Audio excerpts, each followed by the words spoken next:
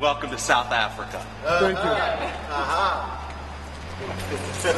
CIA, brother. So we need This is Africa. we need to train him. Yeah, my name's Kaye, and my family and I serve in Cape Town, South Africa with an organization called All Nations. We primarily focus our energy and ministry into a township called Masiphumelele, which means we will succeed.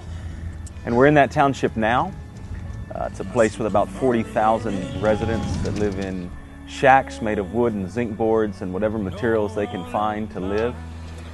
For many of you, you're participating in our ministry here financially, prayerfully, and we are just so thankful for that. The reality is many of you will never actually be here in Masi, where I'm sitting. And so just to bring you here for just a moment, it can explain just some of what you'll experience as you would be in a community like this. Well, my name is Trisha Kaye, and I'm married to Noah Kaye. When you're willing to love them, they're willing to receive it in time, as long as you're consistent and you really show your vulnerability and openness. We believe that Jesus is the answer, and we believe that the best way to see Jesus penetrate families and hearts and homes is through the church. And so we start simple, biblical, reproducible communities of faith. Yeah, to be honest, I came here with as many more questions than I had answers, and frankly, some skepticism. I don't want to just sit around the rest of my life in a living room with 6 other people singing Kumbaya. I feel a call from God to be a part of something major, something global, something big. And so to leave America with a church of hundreds of people and move to Africa and then somehow find it in my heart to get passionate about sitting around in a shack or in a living room with 6 or 8 people, at first was hard for me to grasp. But I want to tell you, just yesterday, I sat in a group of 10 people from 5 different countries around Africa. Opened up Job chapter 1, read the first half of it, and listened to Jesus literally speak revelation through the hearts of men. And I left feeling like it was one of the most life-giving experiences that I've ever been a part of. You really want to train up leaders.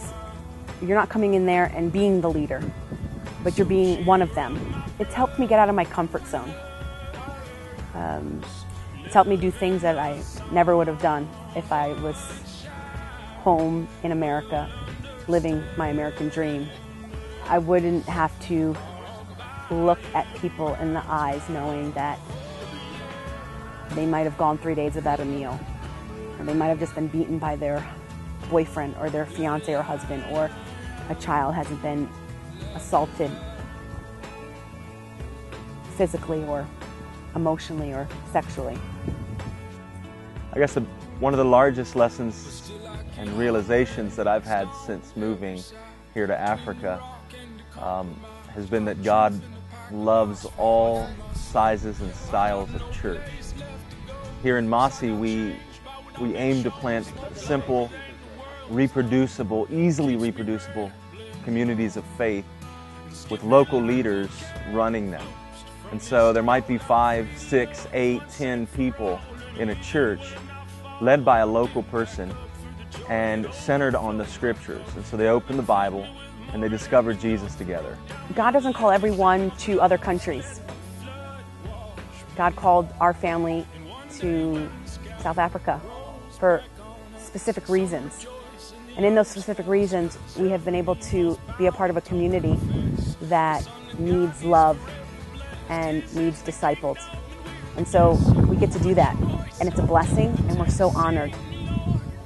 But God could have kept us in America, in the States, and it would have been our responsibility to love the broken, love the poor, love the orphans, love the widows, because that's what He says we're supposed to do.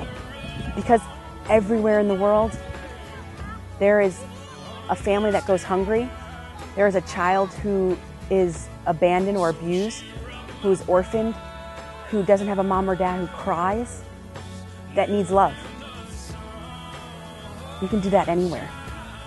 You don't have to be called to another country to have a heart for missions.